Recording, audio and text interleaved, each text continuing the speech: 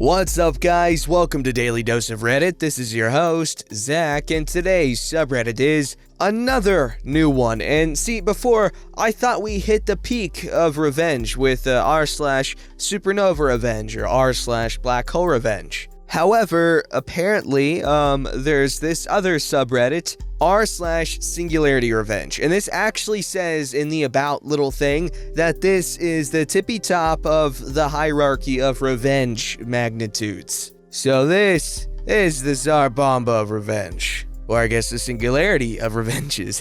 In fact, it is so exclusive that only one story has even made it onto the subreddit, and it's been here for a minute. However, given that the story is pretty long, I decided to split it into 2 episodes. I'm sorry, but that's just how we gotta do it because it is way too long for one video. Okay, one last thing before we start. The story is indeed too long for one video. However, it is not long enough for 2 full videos. So I'm deciding to do r/petty revenge before I do singularity revenge, just so you appreciate the magnitude of the revenge. Alright, so this story's called, It Was 80% My Fault? So this was 6 years ago, when my now husband and I moved in together after 2 years of dating. I, 24 at the time, moved into his 31 place, into his room. While it was an overall good thing, changes can be hard, and we needed to adjust to sharing space. One thing I'd like to stress is that we both were, and are, immature and petty, but we have made each other better over time. One evening, he heard me falling in the walk-in closet. I yelped in surprise and my wrist banged against the wall to catch myself. He rushed to my side to make sure I was okay and asked me what happened.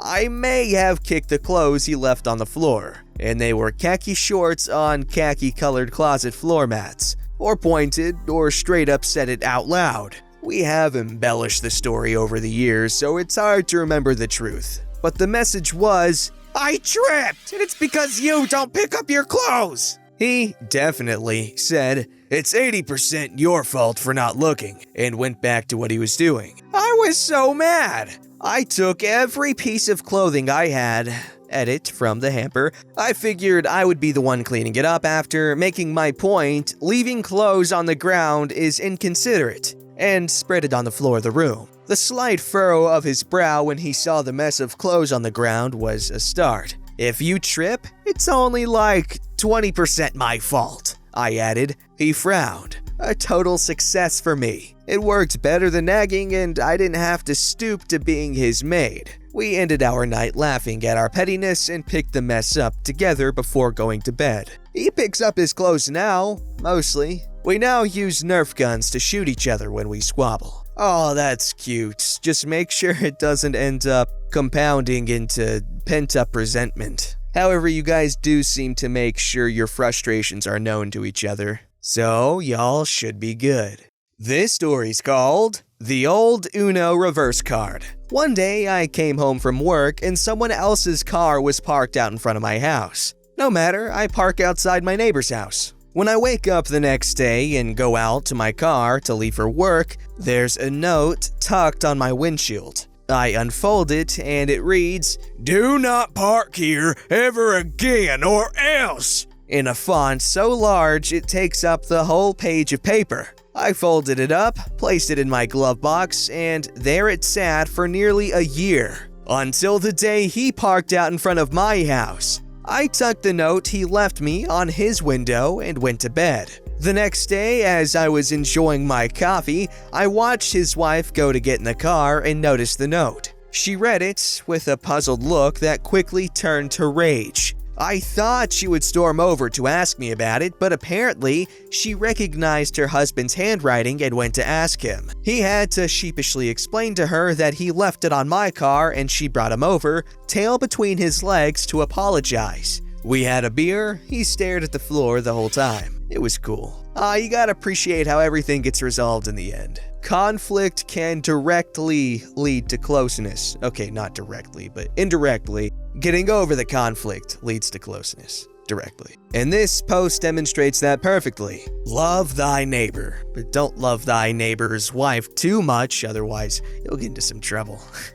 Alright, so here's the big guy, okay? It's called Treat me like dirt for years? I'll expose you at your wedding and let your mental breakdown do the rest. I've been debating posting this story as it was supposed to be a nuclear revenge, but escalated to a supernova revenge with a possible black hole revenge. I do apologize for the structure, mobile. Errors, and sense was a lot of information to hold on to and can't remember everything perfectly, and the extremely long length. These 3 years were hell, and I needed to blow off steam and show how much of a wretch she was. Disclaimer: the names of the people in this story have been changed to protect their identities. Backstory: when I was in my first year of college, I was assigned a lab partner, who we will call Robbie. He was a nice fella to spend the long, arduous days at college with, and over the 2 years of college, had come to view him as a brother. He had a couple of relationships throughout college.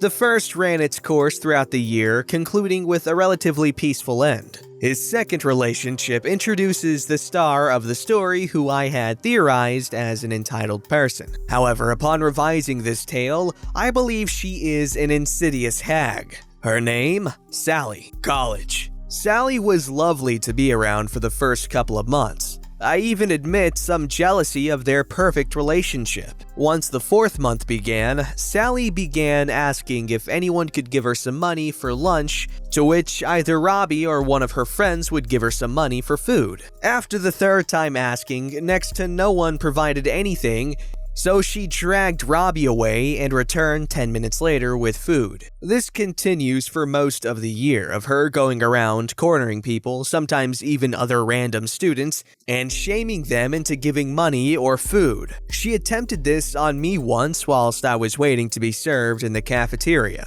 At this point, I'd had enough of her attitude and begging, so I loudly announced, "Stop begging me for money. It's not my responsibility to pay for your lunch. Maybe you should stop using the cash your parents give you for jewelry and iPhone accessories and actually buy your own lunch for once." After that encounter, she never pestered me for cash again, but doubled down on pestering everyone else and became extremely passive-aggressive towards anyone who refused to give her what she demanded. I told Robbie what she was doing, but he always replied with the same thing: "I'll talk to her about it." He never did. Each time I pestered him about talking to her, he would happily stroll in with an odd smile on his face. Turns out that whenever he began one of these talks with her, she just got on her knees and went down on him. He was so weak-willed when it came to an argument. He would shut up when she had a problem, but when he had a problem, she would be submissive to his every sexual desire to keep control. About halfway through the year, she fell pregnant. I was not one bit surprised about that, as they were banging like rabbits at this point. As a side effect of this news, Sally employed guilt tripping into her begging routine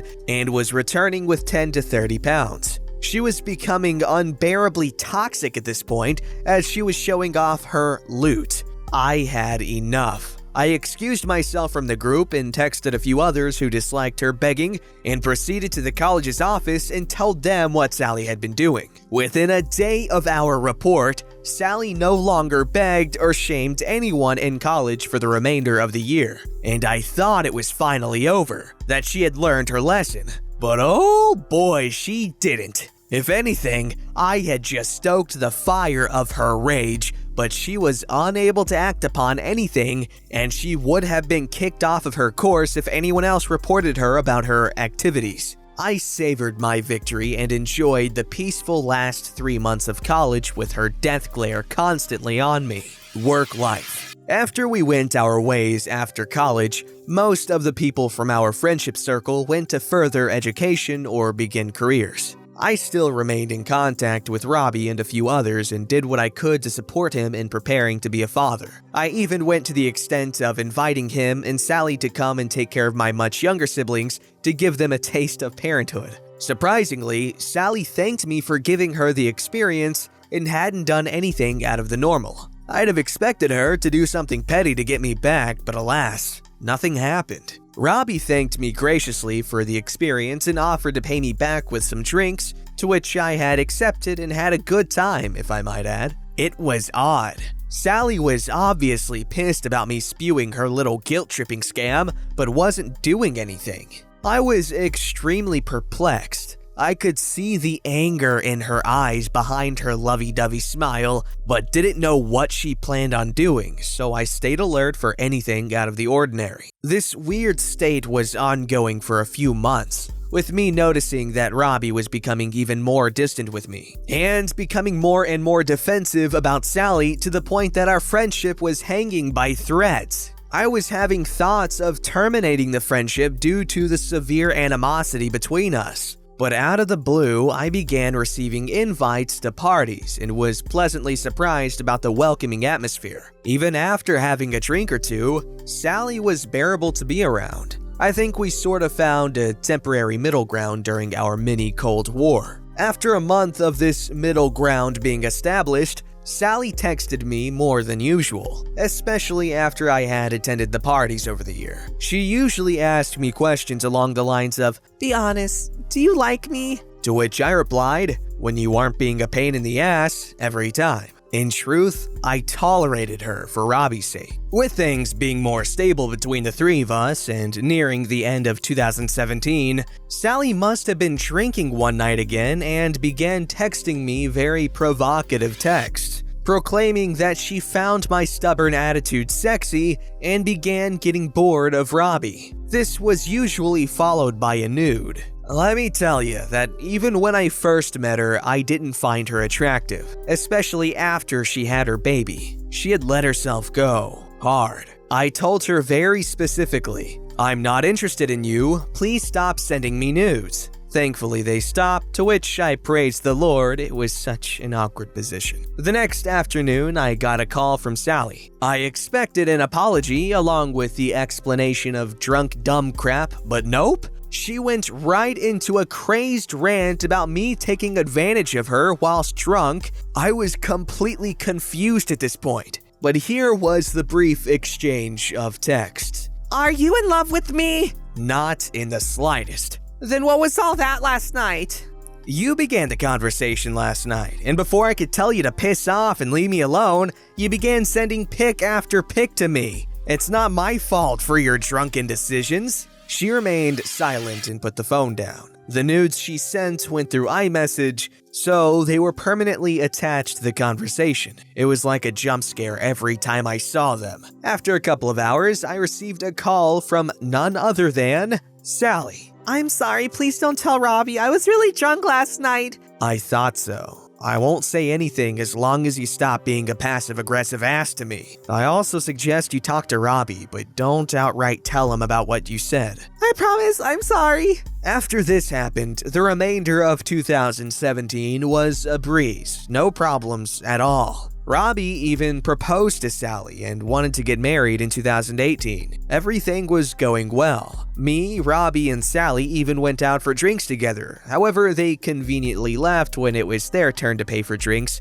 which I pardoned to not kill the mood. I'd hoped that her entitled behavior would subside, but I was wrong.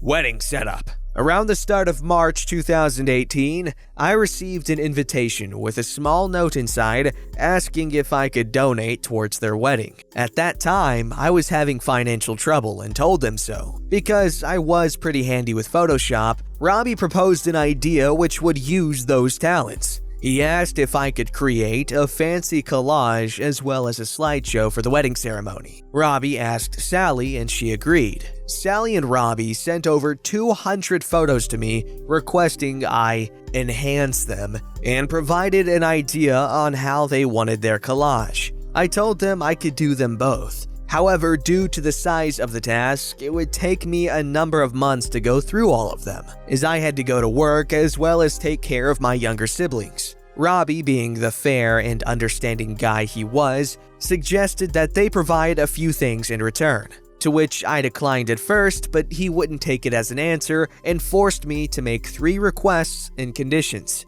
The conditions we settled upon are as follows. I would be at the church to admire my handiwork. 2, I would receive a number of drinks on the house at the reception. They would be at my 21st birthday. I had gone to both of their birthdays and ensured to make it a special evening for them, and I wanted one to remember myself. They agreed to the conditions, and to make sure they would hold up their end of the bargain, due to them skimping on me on multiple occasions, I created a contract which stated, "This contract specifies that Sally, redacted, and Robbie, redacted, will honor the conditions proposed by OP. Insert conditions. Have been agreed by Robbie, redacted, and Sally, redacted. If these conditions are revoked or not met, OP has the authority and permission to alter the collage and photo slideshow for Robbie, redacted, and Sally, redacted, in any way he sees fit." We all signed the contract and made them a copy,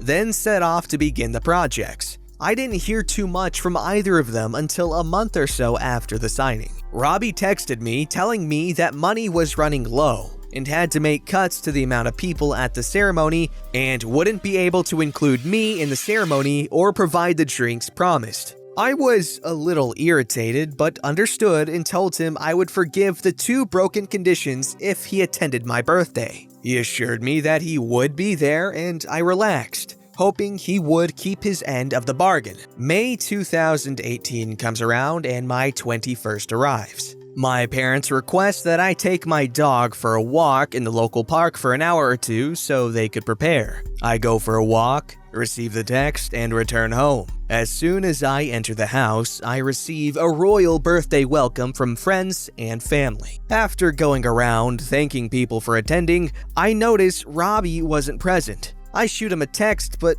receive no reply. I then call him a few times but still no reply. At that point, I'm a little irritated but don't let it bother me and enjoy the day and night. The following morning, I wake up with a hellish hangover and a backlog of texts and missed calls from both Robbie and Sally. They are most likely going to apologize and offer to spend the day with me today. Nope, I called Sally and received a lovely good morning greeting. "Why the heck were you calling us yesterday? You woke up the baby!" Sorry for waking him, but it was my 21st yesterday and was wondering where you both were. Robbie assured me you both would be here. "Oh yeah, we forgot about that and went on our date night. We went to what?" Are you serious? "Excuse me?" You just blew off my 21st when I spent time and money coming to both of yours, as well as providing you with a collage and a slideshow for your wedding?